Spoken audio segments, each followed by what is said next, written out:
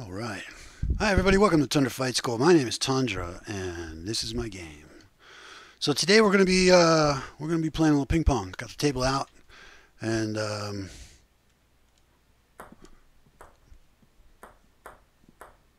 I can hit the ball.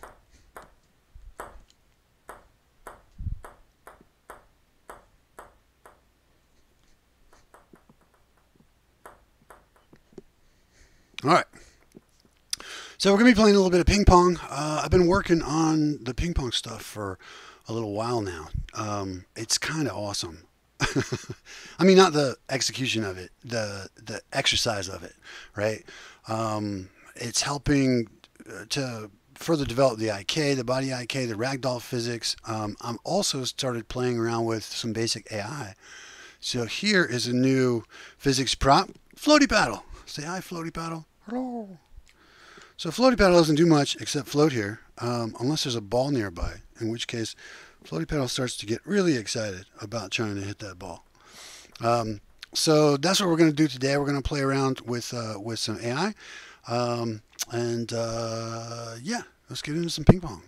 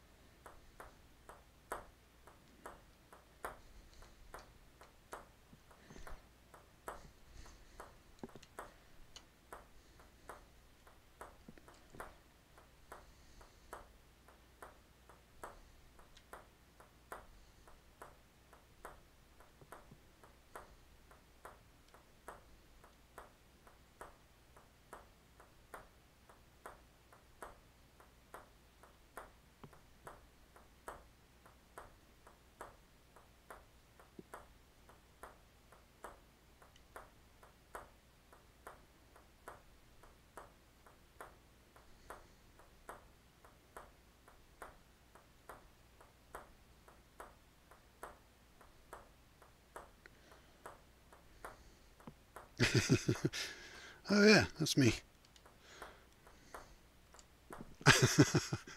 Hey guys, so yeah, in case you didn't notice, that's Bob playing ping pong with floaty paddle. Yeah. All right. Let me grab my own racket, and I'll play a little bit. All right, so the ping pong that we're playing, there's a couple of forces that have been added to it. Obviously, drag. The ping pong ball is so light and needs a significant amount of drag to make it move in a realistic fashion. So it's got drag forces and Magnus forces. Magnus forces being forces that, when the ball has a significant spin on it, then it's going to change the trajectory of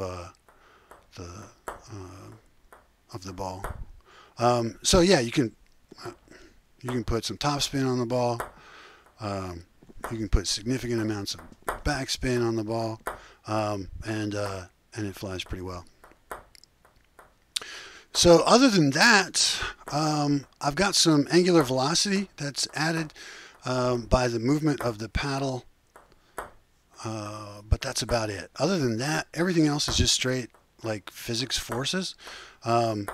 Bob hitting the ball here and floaty paddle hitting the ball. They're really hitting the ball. It's not changing the trajectory of the ball with like some magic add forces statement based on calculations. I mean, it certainly has to do calculations to figure out where to go, but they have to actually hit the ball, with standard physics collisions. To make it work. So that's a really good exercise for me with regard to making the ragdoll stuff as accurate as I can. It has to be super accurate with regard to the timing. If there's a lot of lag between where your target is and where your like where your hand target is and where your hand is, then it's not going to hit the target in time. It's not going to hit the target in space. And it's not going to hit it with the right amount of velocity, and it's not going to hit it at the right angle. So ping pong is just this fantastic exercise in programming this stuff to try to make it actually work. Because if you screw anything up, it becomes incredibly obvious. If you screw the rotation, if you screw up the speed, if you screw up the position, it all has to work really, really well for you to get there on time. In addition, I've been able to work on some movement for Bob, getting him to move to places is going to be critical to the whole game, really. If he's going to swing a stick or swing a sword or throw a punch, he's going to have to be able to move into position and reliably and do that reliably with timing and position precision. So this has been a lot of fun, and I've got a cool ping pong game to boot. So it's also been interesting going over like ballistic trajectory type stuff. Here, let me get another camera out just in case. Just in case I want to talk like to the camera.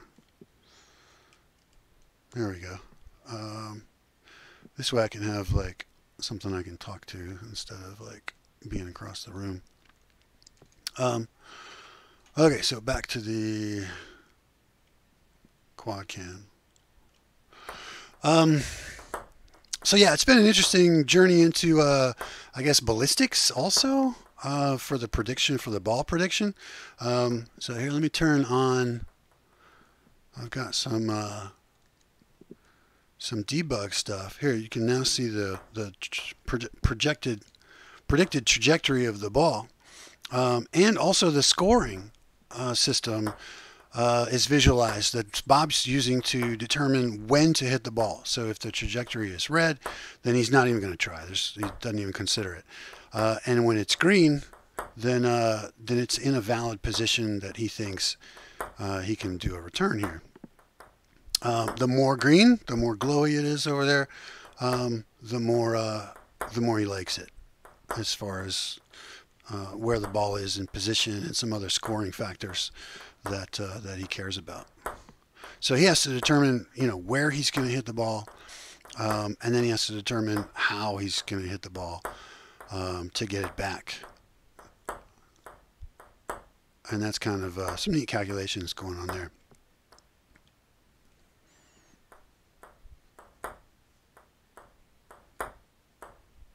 So I guess what's interesting about the ballistic stuff is that once you start adding, so if everything moves in like simple parabolas, then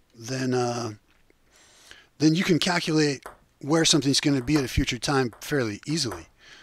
You plug it into a formula and out pops, out it pops.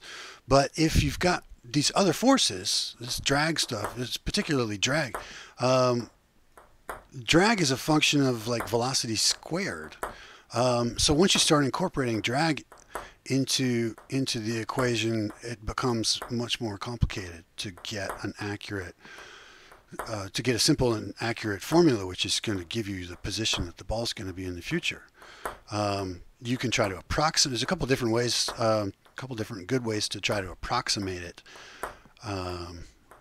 There's like a linear method way, and then there's I think a quadratic way to do it. But the problem is their approximations, and that could be a problem if the ball's near the edge of the table or whatever. You're not going to get a precise. It's not going to be perfect. Now, does it have to be perfect? I don't know. Depends on what you're doing. But in this case, I've got all the forces that are relevant to the travel of the ball. I've got those available. I mean, the drag and Magnus forces I'm adding myself, so I obviously know what those are. The only thing really left is like adding gravity to the situation, and then after that, the ball just it moves according to normal physics. It's got inertia and it keeps going in a straight line until the other forces start acting on it. And so yeah, you can precisely predict where the ball's going to be if you've got those forces. You can precisely predict where the ball's going to be as long as it's like flying through the air. As soon as it bounces, well, it gets a little trickier. So you may notice when the ball bounces, the trajectory is updated sometimes. It gets a little tweak to it. And that's because all of the post-bounce, like if there's a trajectory that's got a bounce in it, anything after a bounce is just a guess, just reflecting the angle of the hit, and guessing where it's going to go, but it doesn't go there. These collisions are pretty. It's complicated to do collisions in gaming collisions. It's a difficult process where you have to like. Because everything moves in steps, and so what do you do when something's in between a step? How do you resolve that? How do you make it so that the ball goes through the table and then has to like depenetrate out of the table and continue going at the proper velocity from a bounce? And that's a pretty complicated calculation that the game engine has to do to try to figure out how that works. At the end of the day, what it means is that you don't know exactly how it's going to bounce. It's effectively kind of random. It's pretty good, as you can see. It does a pretty good job. But it does affect the calculations and stuff. So another good thing, like I said, this has been such a great exercise for me to try to improve the IK and for me to try to improve the ragdoll stuff. Let me stop playing for a second and go over here. So basically what I was running into, especially initially, is that because these are physics hands, there's a target. The controllers, they move to the position and then the hand catches up. And it basically does that, hopefully at a speed that you can't even notice that that's what's happening. But it's as if the arms are on springs that are trying to catch up to the controller position all the time. And if that spring is a slow spring, if it's not really, really accurate to where the tracker, where the controller is, then you get this lag, this delay in your movement.